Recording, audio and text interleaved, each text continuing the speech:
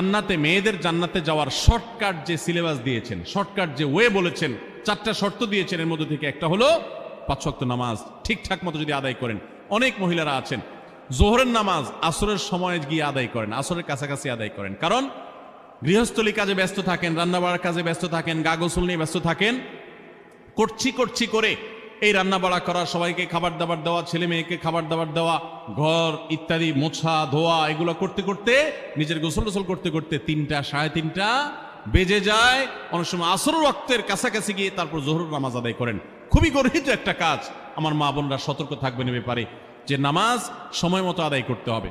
শয়তান আপনাদেরকে একটা ভুল কথা বলে ধোঁকা দেয়, সেটা হলো যে আমি রান্না বাড়া করছি যে পোশাকে, এই পোশাকে কিভাবে নামাজ পড়বো, তাহলে আমি গোসল টোসল করে একটা নামাজ পড়বো। আর গোসল তো আর সহজে করা হয় না। রান্না বাড়ার পরে সবাই বাড়ায় খাওয়াই দেওয়া, এরপরে ঘর দুয়ার পরিষ্কার করা, এরপরে সব কাজ শেষে গোসল করা, তারপরে গোসল করে এসে নামাজ পড়া, এসব করতে করতে শয়তান আপনার নামাজটা অনেক পিছায়া দেয়।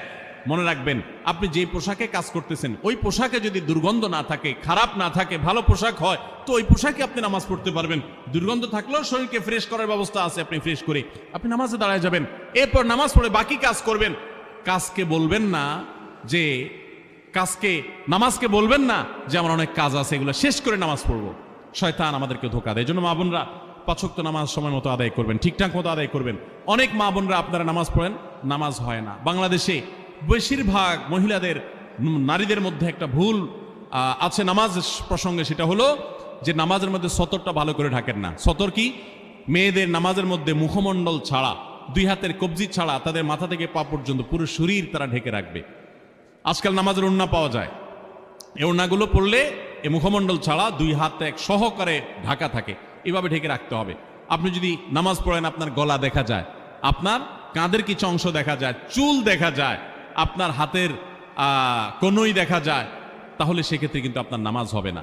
যদি আপনার পুরো নামাজ জুড়ে এরকম খালি থাকে এগুলো, তার নামাজ হবে না। অনেক বোনরা এটা জানেন না, তার নামাজটা ঠিকঠাক মতো পড়তে হবে জান্নাতে যাওয়ার জন্য, এটা পূর্ব শর্ত নাম্বার 2। নাম্বার 3, রমজান মাসে রোজা রাখা। রোজা রাখার ক্ষেত্রে আলহামদুলিল্লাহ মা বোনরা রাখেন সাধারণত। মিথ্যা শেকায়েত, মানুষের পিছনে সমালোচনা করা, এগুলো করলে গীবত নষ্ট হয়ে যায়, মুখ খারাপ করা, গীবত, এগুলো করলে রমজান নষ্ট হয়ে যায়, রোজা নষ্ট হয়ে যায়, এগুলো করা যাবে না, এগুলোতে বেঁচে থাকতে হবে।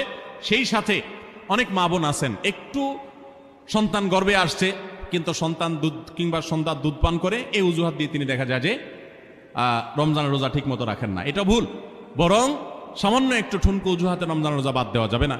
যতক্ষণ পর্যন্ত শক্তি সামর্থ্য আছে রমজান রোজা ঠিক মতো রাখতে হবে। নাম্বার 3। 4 নম্বর হলো স্বামীর আনুগত্য করা। আমি সবসময় বলি এটা হলো মহিলাদের জন্য তিতা করল্লার আমল। তিতা করল্লা দিয়ে জুস বানায়